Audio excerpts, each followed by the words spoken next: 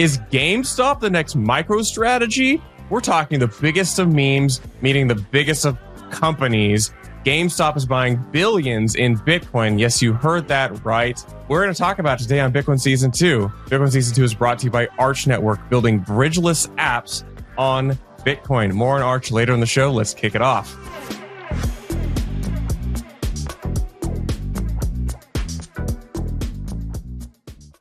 Colin, it's finally here. The black hole of all has been fulfilled. A meme stock is converging on the meme financial strategy of not buying a meme coin, but certainly buying something that has one of the strongest mimetic energies of any asset in recent memory, Bitcoin. We're going to create a meme black hole here with GameStop buying Bitcoin. Bitcoin's a black hole, but I think this has the potential to suck all the air out of whatever trend is hot. Like right now, everybody's talking about the Studio Ghibli edits on ChatGPT, but before you know it, those could take sideline to the GME and Bitcoin story, or they may not. Or who knows? We converge. Studio Ghibli rendition of Michael Saylor and Ryan Cohen laughing on their yacht as they sucker hundreds of thousands of investors into buying their stocks, which may or may not be worth anything more than the financial engineering that they are engaging in. That's the kind of pessimist take. Going back to this has the potential to suck in all the, energy and attention on socials. I think people's reactions to this were pretty interesting, and we should actually talk about the news before we get too far. Let's what are the actual facts? Just before we get into it, we can talk about history, we can talk about reactions and takes. What's the facts? So GameStop of meme stock fame, we'll be touching on that in a bit. If for those of you who may not remember, those who have short memories, in 2021, GameStop saw this explosive price action as a retail investor short squeeze led by a personality named Roaring Kitty, also known as Deep Effing Value on Reddit. Basically exploded the stock price up to like $1,000. I think the summer before it was trading for below like $50 or $20. And anyway, it captured headlines for many months because they basically blew up a bunch of hedge funds doing this. There's a whole congressional investigation and all this other stuff. That being said, GameStop is back in the news for a similarly clowny reason, and that is they are trying to adopt strategies, convert strategy, issuing convertible notes to buy Bitcoin. As this press release reads, GameStop announces proposed private offering of $1.3 billion of convertible senior notes. These convertible senior notes will have a maturity in 2030 and carry a 0% rate. And they're looking to raise about 1.3 million. And they're going to be using this according to the press release. With a billion. Yeah, with a B. And they're going to be using this per the press release to potentially buy Bitcoin and also deploy the capital for the business of GameStop. Now, just zooming out or zooming in, doing something with the zoom. GameStop is a gaming company. They have stores all across the US, Europe, and Canada. They are a retail gaming store. And up until, I would say, probably, and you can see this in their financials, which we'll cover here in a second, up until probably like 2018 or 19, they were the dominant force in console gaming. Now that has really shifted as next-gen units or next-gen consoles like the PS5 and the Xbox One have moved towards online platforms for buying and selling games. Now, the majority of games, I would say, for most gamers, just using myself as a litmus test, are purchased through these virtual stores. People aren't going to GameStops as much anymore. So the uncharitable way to read this, as with the whole meme stock frenzy in 2021, is that GameStop is basically searching for an out to make itself relevant again, considering its core business is dying. Now, again, we'll cover financials in a second. I always kind of push back against the core business is dying part because I was like, that has to be a little bit overstated. There are still people who go and buy and sell and trade games through GameStop. They've tried to, lean into collectibles and software as a way to shore up their hardware business line. But they are losing revenue year over year. And a lot of people are reading this as like a way for them to become relevant again. It's kind of a zombie company, but they can ape into Bitcoin and maybe ballast their suffering stock price. Going back to what I was saying earlier about this being interesting, capturing people's attention, you would have thought that this was Tesla or Apple doing a convert strategy to buy Bitcoin based on reactions on Twitter. I mean, people were parading this as like the coming flood of liquidity into publicly traded companies to buy Bitcoin. And they were acting the same way they did when Strategy started buying it, formerly Microstrategy, in 2020. I think that's kind of funny because, again, like, yeah, is it somewhat bullish that a quasi dying company is deciding to buy Bitcoin? Maybe, maybe not. This is not as exciting to me as if you had like a Magnificent Seven company or a reputable Fortune 500 company deciding to leverage their financial or leverage their balance sheet and their financial position to purchase Bitcoin. So I don't know. It's not that exciting to me. It's like, oh yay, another strategy. Does the market even want another strategy? I don't think people ask themselves these questions either. Eventually, investor appetite is going to die down for these high-levered Bitcoin proxy plays, I would imagine. I mean, is there a second best MicroStrategy to borrow the term? Is there a second best? Because if MicroStrategy is the black hole of all equities, then one of these has to suck the other into its black hole. Right. And maybe GameStop does catch up if they end up buying a bunch. I mean, 1.3 billion is nothing to shake a stick at. They've also got a lot. Huge cash position. That's the thing. GameStop's sitting on a huge cash position.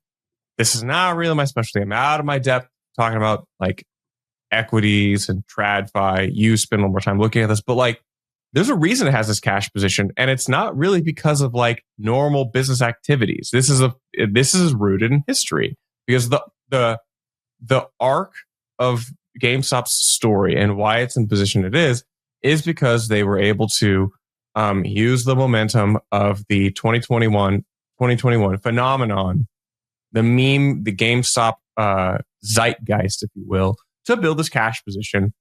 So I was sitting all this cash, and what are they going to do? It's funny because back in 2021 there was a Netflix documentary made about it too, but like you had the Ken Griffin under Citadel come in and pretty much tamp down. They've been vilified for the full as the entity, which like kind of neutered the GameStop short squeeze. But we're coming up on almost a year now since Roaring Kitty, that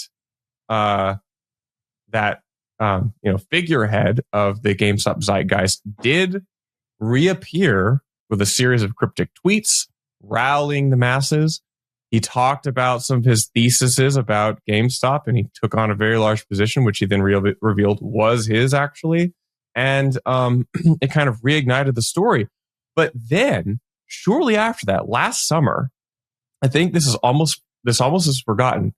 The CEO of GameStop, Ryan Cohen, posted a photo, or maybe someone else posted a photo of him with Michael Saylor. This was like June of last year. I wish I could find the actual photo. So this kicked off a flurry of speculation. Like, oh my gosh, is GameStop doing this? Is GameStop doing that? As far as I'm aware, I don't think Saylor or anyone associated with MicroStrategy or GameStop really actually chimed in on this. But what's funny is at the time, if you looked at it, Ryan Cohen only followed 3 people on Twitter: Bitcoin Magazine, and GameStop.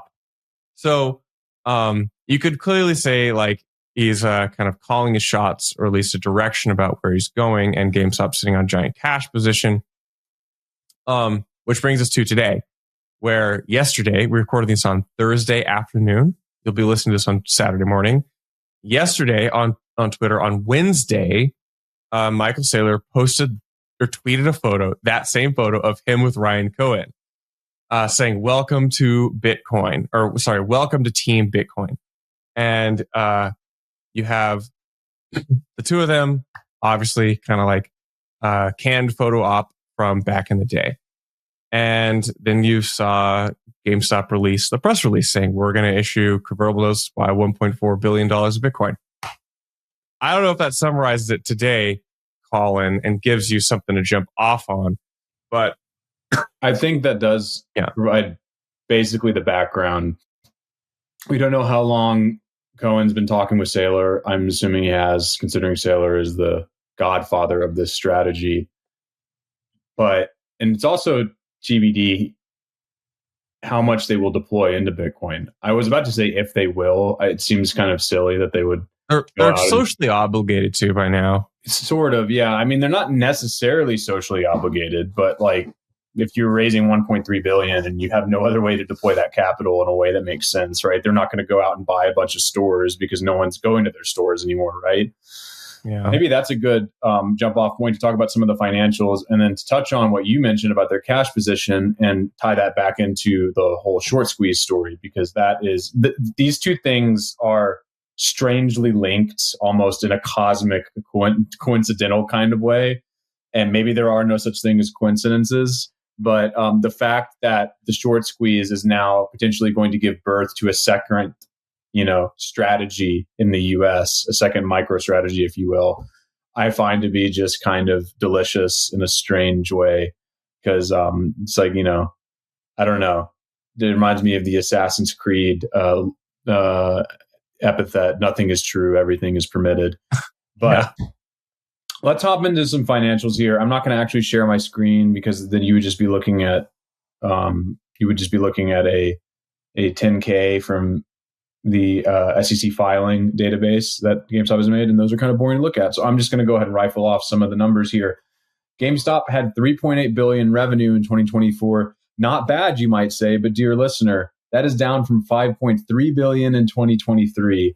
And if we go back even further, it gets worse. If we look at 2022, GameStop's net sales were 5.9 billion. In 2021, they were 6 billion. In 2020, the year of our Lord COVID, they were 5.1 billion. 2019, 6.5 billion. And this is when it gets really choppy. 2018, 8.3 billion, and 2017, 8.5 billion. So I only went as far back as 2017. I could go back farther and you might see even higher sales, probably, I would say, in the late 10s, potentially, when GameStop was at its peak. But if we just look at the last 8 years, 8.5 billion in 2017 down to 3.8 in 2024, that's a pretty precipitous drop, right? I mean, they're basically having their revenue halved, or a little more than halved, over the course of 8 years. And that goes back into what I was saying earlier about the most uncharitable way to read this is that GameStop is sitting on this huge cash position as a result of its stock price action from the short squeeze in 2021. There's nothing there. You can't actually grow the core business with it because the core business, retail gaming, is on the out. And what are you going to do with it? Well, maybe you can supercharge your financial position by buying Bitcoin. That is the bull case for it, but also the bear case in a way. Let me tell you about one of the most slept on opportunities in crypto.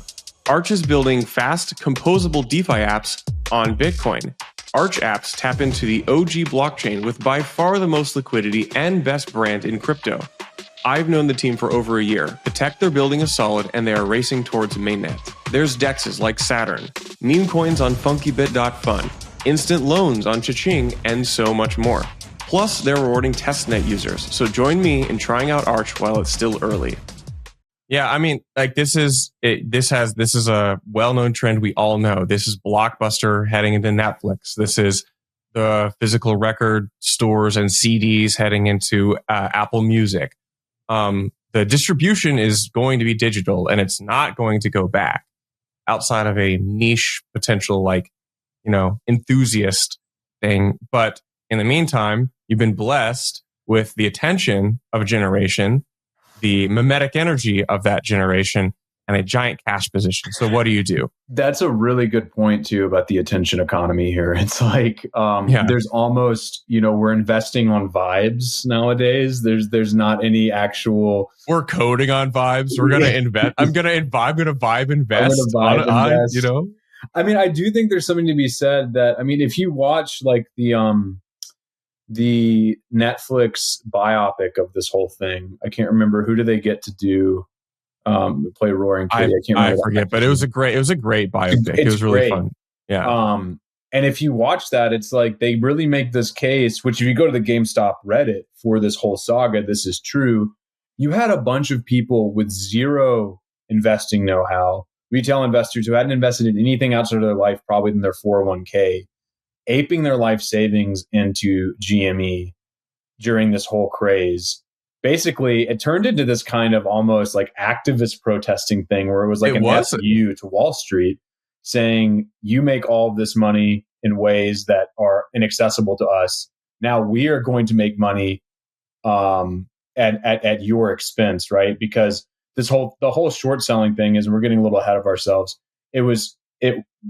Roaring Kitty kind of led it in response to immense shorting pressure from some of these big hedge funds, one of which was Citadel. Although I think Citadel just backstopped one of the other hedge funds that was hemorrhaging money. And that's why I said Citadel, Ken Griffin became kind of like the boogeyman in that it's like there's always a bigger fish. You thought you were bankrupting Fund 1.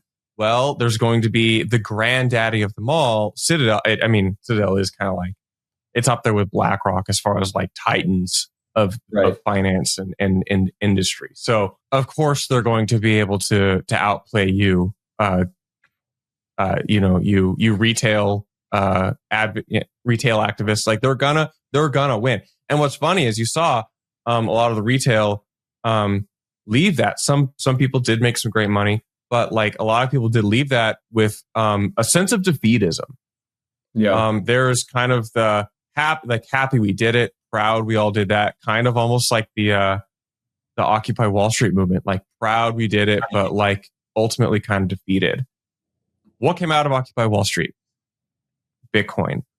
Now you have Bitcoin, which has a decade and a half narrative of like literally being like the disruptive tool. We see now that it aligns incentives between the big fish of Citadel and the BlackRocks with the retail, and the narratives are confluent. So like this would be that extra, this would be that dose of hopium that you could see like again reignite this. I mean, but at some point, don't we actually have to run real companies that aren't just shells for Bitcoin?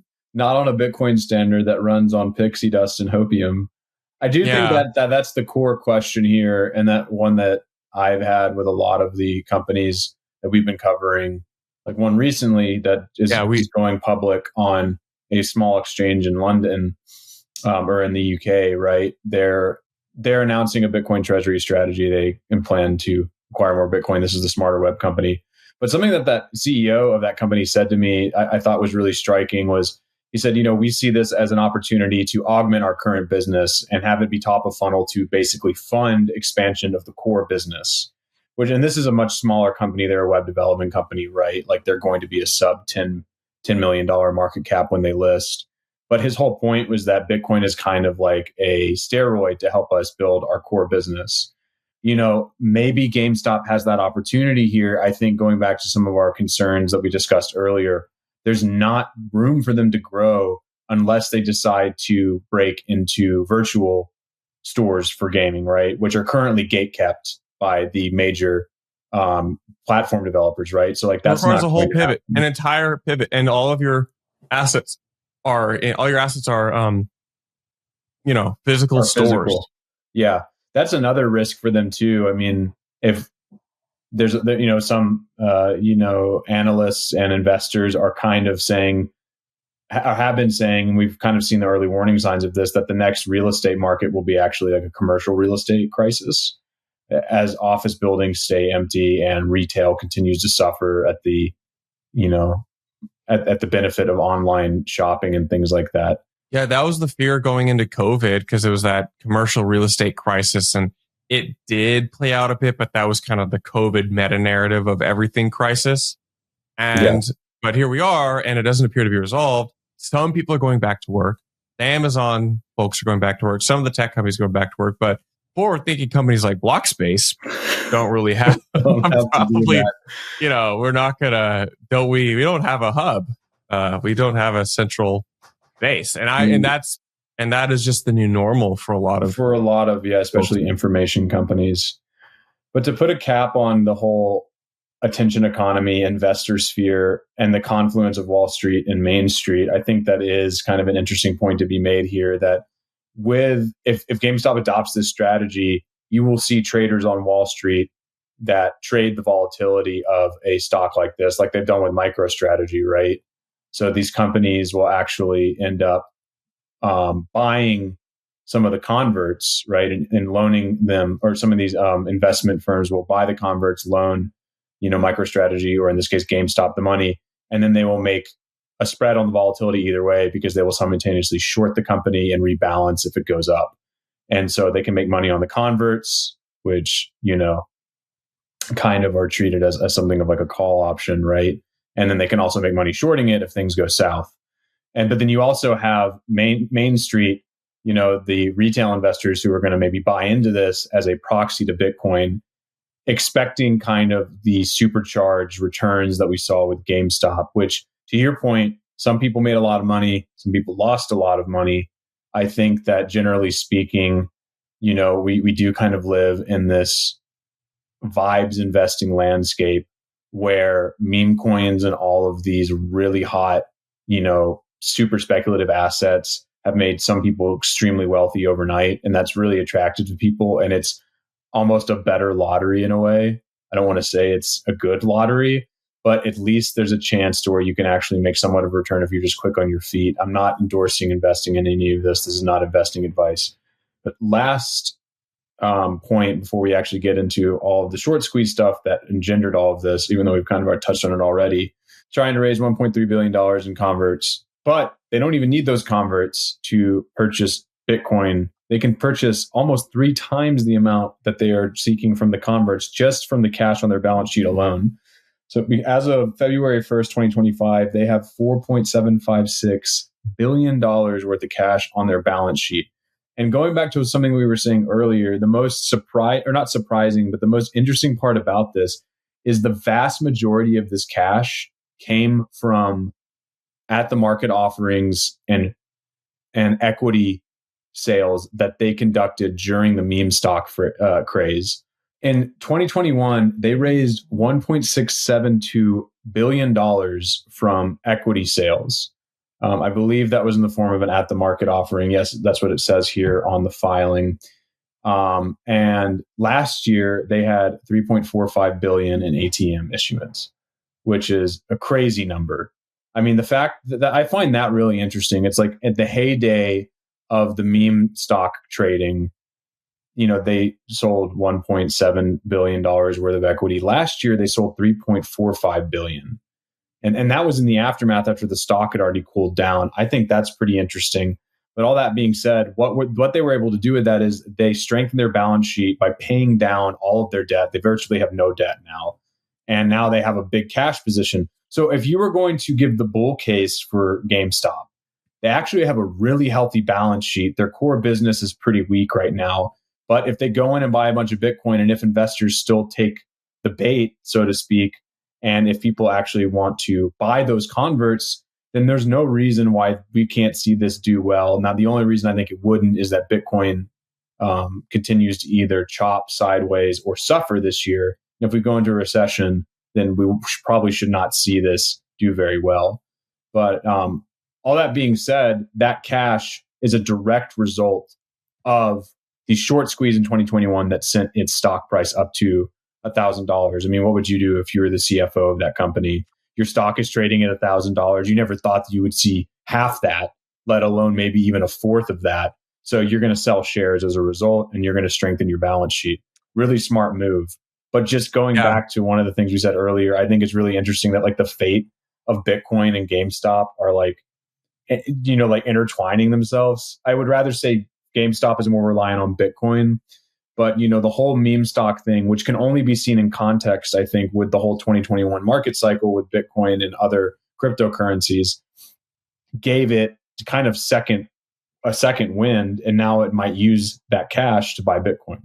Hi, this is Charlie. And we at Blockspace are putting on Op Next, a technical scaling conference for Bitcoin. It's coming up here very soon, April 11th and 12th at the Strategy, formerly Microstrategy HQ in Tysons, Virginia. Join us on April 11th and 12th for talks and presentations from the likes of Jameson Lopp, Jeremy Rubin, James O'Byrne, John Attack, and many more on the most pressing questions for Bitcoin's future and technical development. Tickets go up in price on April 1st. We're going fast. Get them while they're cheap. And we hope to see y'all there in April. Go to opnext.dev. That's opnext.dev to get tickets and learn more. It's not a crazy pivot. It's actually me as a vibes investor, it seems like a smart pivot. And if I, as a vibes investor, think that's a smart pivot, then there's probably a lot of other people. I think if I were to tease out one other dimension to this dynamic, a lot of the ethos, and this is a kind of a cultural insight that I kind of put forth. A lot of the rebellion, the activism of the Gamestop saga, as you said, it was from people who don't normally invest in stocks. And it was the real zeitgeist was against like a critique of the unfairness of the markets and these wealthy institutional players. And a lot of that came from a very progressivist culture in the United States. Bitcoin has started to be adopted as a talking point of the right. I don't think it is. I think it's neutral, but I could see this being a wedge topic where you have within the GME zeitgeist crowd, you have folks who never would have liked Bitcoin anyway, even though on paper it does seem to check all the boxes of what they really believe in. That I would say that Occupy Wall Street movement, but who knows? Who knows how this is going to play out? We are trying to throw some stuff at the wall and imagine what the next year or so could look like.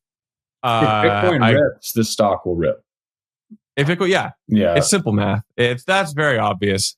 I think the uncertainty is where if Bitcoin does not rip quite so hard, what happens? Because as you know, when Bitcoin chops and is volatile, a lot of people get blown out. A lot of narratives die on the cutting floor there during the chop. And so if Bitcoin rips and GMEs manage to buy some, seems like I like the stock. I do really wonder how much room is there for two of these companies, right? Yeah. Or 3 or 4 or 10 or 1,000, right? I mean, this is a common thesis with giga bullish Bitcoiners, right? The idea that eventually every company will hold Bitcoin on its balance sheet. Well, if that becomes the case, then the strategic advantage of actually doing so is probably evaporated at that point, right? And so maybe we can see the magic replicated again. We've obviously seen it replicated in some cases with Metaplanet in Japan. They're also UTXO, the fund arm, hedge fund and VC arm of BTC Inc., which runs Bitcoin Magazine and the Bitcoin Conference. They recently purchased a company in Hong Kong that they have rebranded Moon Inc. A little on the nose, but we'll take it. And they're going to do the same thing in Hong Kong. And then, like I said earlier, the Smarter Web Company, which we covered today on Thursday at Blockspace, they're trying to replicate this in the UK. This being replicated in international markets actually makes sense to me to a point, because if you kind of have a few regional players, or you have one MicroStrategy, so to speak, per country, you're going to have a larger investor pool, right? Like one of the things that Andrew Webley of the Smarter Web Company brought up is you're going to be able to have in the UK funds that have a UK-only mandate to invest in the UK, and they will be able to actually purchase the stock, whereas they can't do that with MicroStrategy. Also, it just lowers the barrier to entry for retail. You don't have to deal with Forex fees. You don't have to find an international broker, et cetera, et cether. Yeah, our friend Penny Ether has talked a lot about this, especially with regards to like Bitcoin miners when they account for a change in fair value of their assets. People assign these a much higher multiple than they're probably worth. And the way that he boils it down in kind of a basic sense, where it's like, would you actually pay more for Bitcoin over spot price? And if not, then why are you basically doing the same thing when you're assigning a premium to the stock price of some of these companies because they hold Bitcoin? And I kind of wonder, like, what even is your thesis? Is your thesis that these companies will be reflexive, that they'll capture mind share? At some point, you do have to kind of look at like, what is the real asset? What's the real value of the assets you own? And maybe measure it against the classic Bitcoin standard of why not just own Bitcoin itself? The huge irony, Colin, is that so much of the Bitcoin narrative of the past several years has been that Bitcoin will reorient all real businesses to actually have to be honest about making money.